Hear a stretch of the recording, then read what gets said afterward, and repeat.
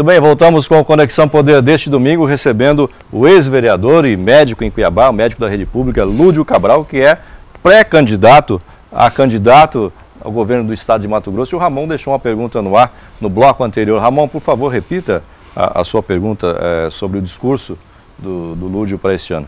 Eu coloquei que há uma resistência histórica do eleitorado mato-grossense em relação ao PT. O ex-presidente Lula não ganhou nenhuma das duas aqui, a atual presidente Dilma também não venceu.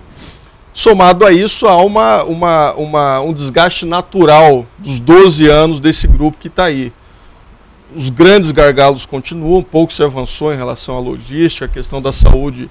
O senhor é um crítico das organizações sociais de saúde, né?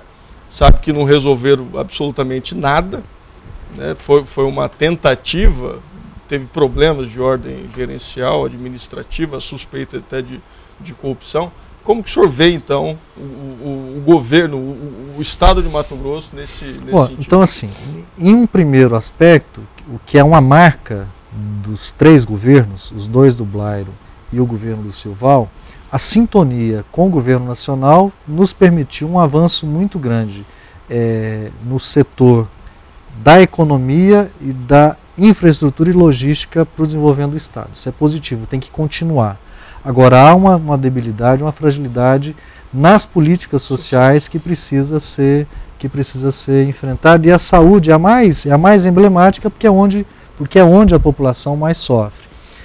Essa revisão do modelo de saúde no Estado, na minha opinião, ela já está acontecendo. Os dois últimos secretários estaduais de saúde já têm tido uma pauta de renovação do modelo de gestão da saúde no Estado. É lógico que ainda de uma forma tímida, porque no início do governo se adotou esse modelo das organizações sociais como alternativa para a solução dos problemas. Eu, pessoalmente, porque militava nos movimentos da saúde, já entendia que era um modelo que se esgotaria muito rapidamente, porque num estado rico como São Paulo é um modelo que se esgotou, e no Mato Grosso não teria fôlego para sustentar um modelo que é de altíssimo custo, com um impacto sobre a saúde da população muito limitado. Na minha opinião, o que é preciso é um foco de 2015 adiante, no fortalecimento de serviços executados diretamente pelo Estado, aproveitando um potencial enorme que o Estado tem, que é o seu quadro de servidores. Há um quadro de servidores em todas as áreas das políticas sociais, com capacidade de implementar políticas e programas eficazes nas áreas sociais. Mas como fazer isso se você tem um orçamento em 2014 de 1 bilhão e 200, dos quais 800 são consumidos com salário? Sobrou o que para investir? Está lá, discriminado. 1 bilhão e 200 é o orçamento da Secretaria de Estado de Saúde. Mês, né? Não, o 1 bilhão, tá, 1 bilhão, 1 bilhão, orçamento da saúde. 800 milhões são salários. São salários. Investimentos lá são restritos. Sobra 400 milhões para investir. Quase nada, né? Você não consegue comprar remédio. E aí tem todo um custeio. Além de salário, tem um custeio para manter a máquina. Não, mas aí na minha opinião, onde vem esse potencial que precisa ser bem aproveitado. Se há 800 milhões de reais sendo investido na remuneração dos servidores da saúde, saúde se faz por meio do trabalho humano. Então, é esse trabalho humano que precisa ser potencializado para se alcançar resultado na vida cotidiana da população. E os programas, eles hoje são muito articulados à política nacional de saúde. Então, o que o Estado também precisa é buscar acelerar o acesso a recursos que estão à nossa disposição para investimento na saúde. Na avaliação do senhor, o tratamento que o governo vem dando à saúde é um tratamento errado, tem que mudar. O tratamento que tem sido dado na saúde até meados do ano passado, do ano de 2013, na minha opinião, era um modelo inadequado. Mas não mudou nada. Não mudou nada. O governador vai continuar até o final com as organizações sociais. Assim, você mudaria o quê? Já houve algumas mudanças, não se fez nenhum contrato novo com organizações sociais, havia uma investida muito forte em buscar colocar hospitais municipais, hospitais regionais submetidos à lógica da gestão das OS, isso já já não acontece. Mas a verdade é que não vai dar para fazer mais nada mais esse ano, né? Fim de festa. Eu entendo que nós temos que analisar o que aconteceu nos últimos anos para ter um programa que seja consistente e capaz de resolver os problemas estruturais que a saúde tem. Há algumas novidades positivas que estão em andamento, ou seja, a Universidade Federal do Mato Grosso, em parceria com o governo do estado, está construindo um hospital universitário novo, com 250 leitos, para dar conta do atendimento de alta complexidade em algumas áreas que são muito sensíveis.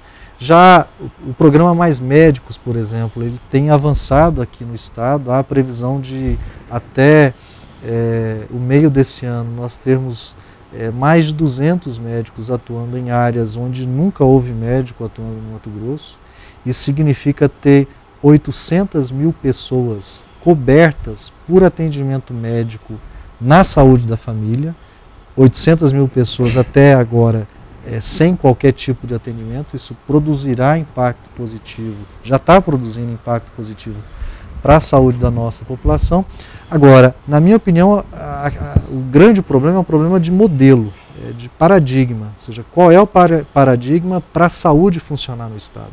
O paradigma que foi adotado nesse governo, infelizmente, foi um paradigma, na minha opinião, no errado, final que é o paradigma da adoção das OS como meio de se executar ações de serviços de saúde. No final da eleição municipal. Muito caro, e o impacto, mesmo o impacto que é positivo, ele é muito localizado, ele não consegue repercutir em escala para a população. Pegando esse gancho da saúde, no final da eleição municipal em 2012, muito se cogitou que você, permita-me chamar de você, até porque você é mais novo do que eu, então chamar de senhor fica estranho, né? Você é mais novo do que eu. Obrigado. Enfim, você, aliás, estaria sendo cotado para ser secretário de saúde no governo Silval Barbosa no decorrer de 2013. Houve esse convite ou não houve esse convite? Ou, se houve esse convite, o senhor não aceitou por quê? O senhor viu que o pepino é grande lá na saúde e não tem o que fazer? Não, assim, houve muita... Passada a eleição em Cuiabá, eu fiquei mais de 2 meses respondendo a esse tipo de questionamento. Lúdio, e agora? Você vai fazer o quê? Você concluiu o mandato de vereador? Você vai assumir alguma secretaria? Vai para a Secretaria de Saúde? Eu não houve pergunta, porque com relação ao que você estava falando, a impressão que dá é que você poderia assumir a saúde, mas você percebeu que não poderia quebrar esse paradigma ou mudar o paradigma aí, você primeiro colocou o pé no freio. Isso, não houve e não tentou viabilizar isso. Não houve o convite por parte do governador. Mas isso seria facilmente viabilizado pelo seu partido. O governador, naquele momento, ainda entendia que deveria continuar apostando nesse modelo de gestão. Eu só assumiria a secretaria se fosse para nós mudarmos essa lógica, até porque esse foi um debate que nós enfrentamos na campanha em Cuiabá. Eu sofri muito e apanhei muito por conta de eu, como vereador, como militante, como médico da saúde pública, defender a execução direta de serviços, ser contrário ao modelo de OS, e o governador do estado, que me apoiou de uma forma importante, foi muito importante para a campanha, adotar no estado um modelo diferente do modelo que eu defendia. Tá, mas como médico, o que você acha que acontece com a Secretaria de Saúde do Estado, que nunca conserta? Não, existe assim, a cabeça de bode lá enterrada, de burro? Para analisar esse período... Para analisar... Falta de vontade política. Para analisar esse período mais recente, na minha opinião, o Mauri, mesmo tendo deixado a Secretaria, foi ele quem iniciou esse processo de transição para um outro modelo que não o modelo das OS. Ele acabou arcando com um ônus pesado, que foram os problemas que haviam acontecido antes, de ações do Ministério Público, de decisões judiciais por conta de ações que haviam sido realizadas antes dele assumir a secretaria. Vale lembrar que quem implantou as OSS foi o mensaleiro condenado Pedro Henry, né? Só para o cidadão em casa não esquecer dessa informação. E nós, à época, assim, houve uma audiência pública na Assembleia Legislativa que ficou para a história, tão forte foi o debate que nós fizemos contra a adoção do modelo de OS. O Lafetá também tem dado passos no sentido de desatar esse nó, que é o nó da dependência do Estado hoje das OS. Eu acredito que um próximo governo terá muito mais condições de acelerar nisso. A saúde, ela tem que ser priorizada com peso político e com qualificação na gestão. Não dá para uma coisa se dissociar da outra. Antes de entrarmos em outro assunto, eu tenho uma curiosidade sobre a opinião do senhor em relação ao mensalão, que é considerado o maior esquema de corrupção, escândalo de corrupção da história da República. O ex-presidente Lula dizia que era uma simples questão contábil de Caixa 2. O ex-ministro Dirceu dizia que era uma peça de ficção. O Supremo Tribunal Federal, não. Foi roubo, foi corrupção e os responsáveis estão na cadeia.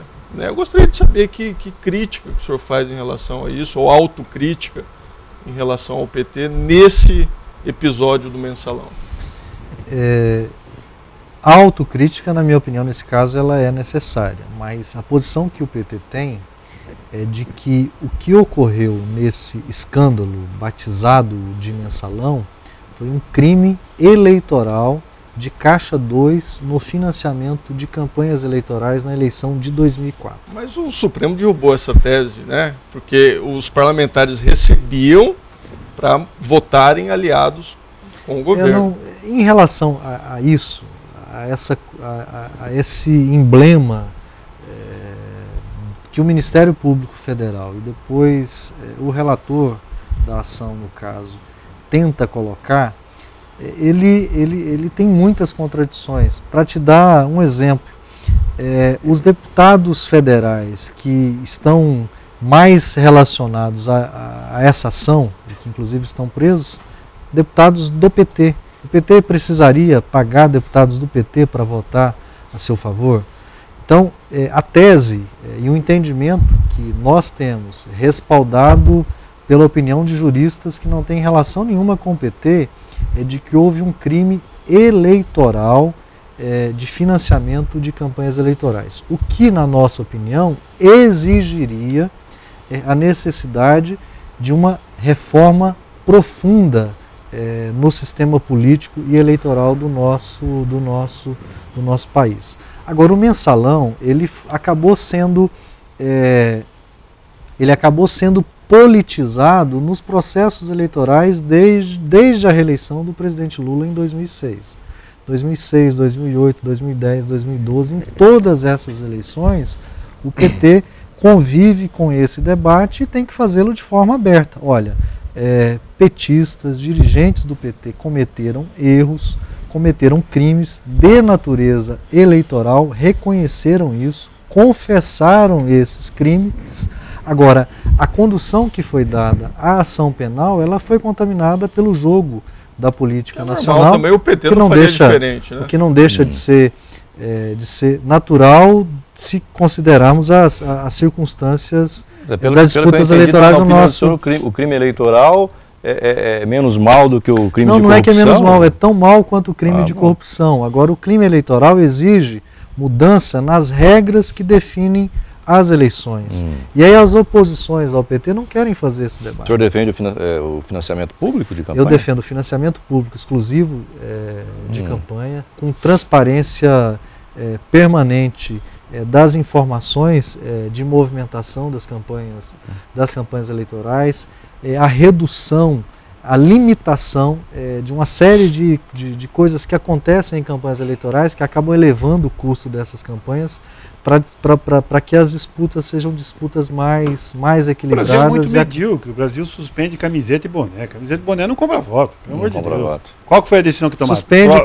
Proibiu porta-título, caneta, boné e camiseta. Grande, né? Suspende isso, mas não limita, por exemplo, a contratação de cabos eleitorais. Mas, por exemplo, se o senhor for candidato a governador, não limita o uso de jatinhos e coisas assim também. Em 2014, existe aí uma sombra que está se arrastando desde 2013 de novas manifestações na rua, principalmente com base em Copa do Mundo, em Blackbuster, agora é rolezinho e não sei o quê. Quer dizer, existe aí por trás vontade, diz que incontida da sociedade se manifestar. Rolezinho, para mim, é tratado por alguns, pela OAB de São Paulo, como um desvio de conduta, pelo amor de Deus. Para mim é bandidagem. Para mim é bandidagem, mas tudo bem. Não sou eu aqui que vou julgar. As E aí, ONGs vão me criticar, para mim é isso aí? bandidagem. Quer dizer, o senhor vai estar no meio de uma campanha, candidato de um governo, candidato de uma presidente, candidato à reeleição, e aí, como enfrentar se essa avalanche voltar a acontecer nas ruas, como aconteceu em 2013? Então, assim, para mim, o que nós precisamos é fazer a leitura do significado dessas manifestações, e a leitura correta. A presidenta Dilma foi a líder de uma nação a se manifestar e a dar a resposta mais rápida para as manifestações. Em nenhum lugar do mundo houve resposta do Estado como houve a resposta maquiagem, no nosso país. Com todo respeito, né? Não houve nada de efetivo. Né, Mais Médicos é um programa concreto, objetivo. Nós temos milhares de médicos já atuando no Brasil em áreas carentes. A presidenta sofreu, o ministro da Saúde sofreu muito no embate com os médicos, com a minha categoria profissional, em função da opção corajosa de realizar esse programa, na minha opinião, positivo e importante para o nosso país. No plano da política, as manifestações, elas cobraram dos políticos, olha, nós queremos vocês, nós queremos a representação política mais próxima da nossa vontade. Isso só se faz com reforma política, e a Dilma propôs uma constituinte exclusiva para debater a reforma política, para que elegêssemos nomes que não tivessem relação nenhuma com a política, que não tivessem mandato, nem de deputado federal, nem de senador, para, numa Assembleia Constituinte exclusiva, realizar a reforma política que o nosso país precisa fazer. A resistência veio do Congresso. A resistência veio do Congresso. Mas não é cômodo jogar a culpa no Congresso? Não se trata de jogar a culpa no Congresso. O problema é que o Brasil, assim, o Brasil, nós temos um sistema em que há um equilíbrio entre os poderes. Se a Dilma forçasse a barra para fazer isso independente do Congresso, ela seria acusada de estar adotando no Brasil um modelo chavista de governo, né? Uma parcela da imprensa, da intelectualidade brasileira, critica muito a Venezuela em função da força que o Poder Executivo tem lá. Aqui no Brasil, desde o Lula, nós fizemos outra escolha, que é a de respeitar as instituições da democracia. E o Congresso, querendo ou não, é um Congresso que tem força. E o Congresso é eleito pela população. Né? Se há uma distorção na forma como essa eleição acontece, essa distorção está na forma como as campanhas eleitorais acontecem, a população precisa refletir sobre isso e melhorar a qualidade da sua representação. Agora, Lúdio, a cada eleição. Há um quadro econômico muito grave no país. O PIB, chamado de PIBinho, chega a ser medíocre o crescimento econômico do país. As indústrias sucateadas, crescimento negativo, né? À beira de um colapso. Aí há uma inflação maquiada. O governo federal teve que se valer mão de malabarismos para maquiar uma inflação que ultrapassa os 8%, jogado com 5 e pouco. Dólar explodindo. Né? Você não acredita que a reeleição da presidente Dilma está bem complicada? Não, Ramon. Eu não sou economista, mas tem alguns dados da realidade que todo país do mundo gostaria de estar na situação brasileira. Hoje nós vivemos uma realidade de pleno emprego no Brasil. A taxa de desemprego no Brasil hoje, abaixo de 5%, para os sociólogos e para os economistas, significa pleno emprego. Todo mundo no Brasil que quiser trabalhar, tem trabalho. A inadimplência caiu, dá para entender? A dificuldade que se tem é para encontrar, as pessoas estão buscando os empregos mais qualificados. Hoje há a dificuldade de se contratar mão de obra em algumas áreas. Agora, há uma parcela da população historicamente penalizada, que é a classe média, que ainda continua sofrendo. Também porque nós não alcançamos uma correlação de forças favorável a uma reforma tributária de verdade no nosso país. As alíquotas que existem para imposto de renda no Brasil poderiam ser modificadas para que o bilionário pagasse muito mais do que os 27,5% que a classe média paga hoje de imposto de renda. Nós já poderíamos ter no Brasil imposto sobre as grandes fortunas. Se criticava muito a CPMF, mas era um imposto que pegava todo mundo de forma igual, de acordo com a sua movimentação bancária. Só não era usado na saúde, né? Só não era, infelizmente, usado na totalidade na saúde. Ia para a saúde, mas saía de outras áreas. Agora, a vida da população trabalhadora melhorou e muito. Não é à toa que a grande pauta das mobilizações, tirando essa coisa da reforma política, da necessidade dos políticos representarem de verdade a população nossa, foi a reivindicação por serviços públicos de qualidade, na educação, na saúde, no transporte coletivo, que foi por onde as mobilizações começaram. Isso porque uma parcela grande da nossa população passou a exercer a cidadania porque melhorou de vida. Esse drama do rolezinho hoje, na minha opinião, é uma reação dos filhos da população trabalhadora que hoje querem ter o direito de frequentar shopping center como filho da classe média. É uma reação mas não precisa quebrar, ao preconceito de uma parte. Mas isso todo mundo pode. Houve uma pergunta aqui para o governador Sival Barbosa, foi o Ramon, eu estava presente nesse programa.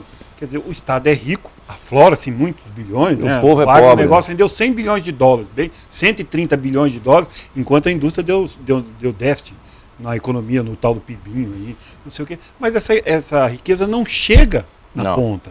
Ela fica restrita, é a mesma coisa. Nós vamos sobretaxar o CPMF, tudo bem, mas o pobre vai pagar do mesmo jeito. O negócio é o rico pagar e o pobre não pagar. Essa é a grande diferença. E todos os governos, me perdoa, mas o Lula tentou, a Dilma tentou. Hoje os banqueiros gostam muito mais do Lula do que dos supostos governos de direita. Quer dizer, o governo de esquerda tornou os ricos mais ricos, os banqueiros mais ricos, e o Brasil avançou, reconheço. Inclusive alguns de esquerda também ficaram mais ricos. Né? Concordo com o senhor, mas e aí? Banqueiros estão felizes hoje porque como os governos do Lula e da Dilma deram acesso a uma parcela da população que não tinha acesso à cidadania, por exemplo, ter conta em banco, você tem um mercado de consumo interno muito mais forte hoje no Brasil que existia há 10 anos atrás. Né?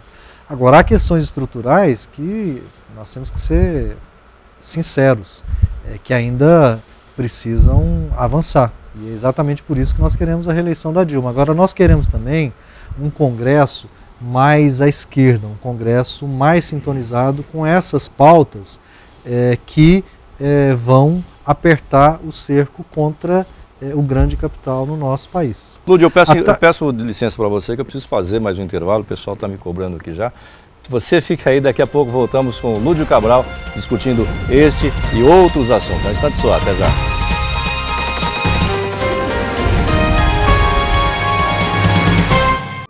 Inspiração. Ela está presente em toda a nossa vida.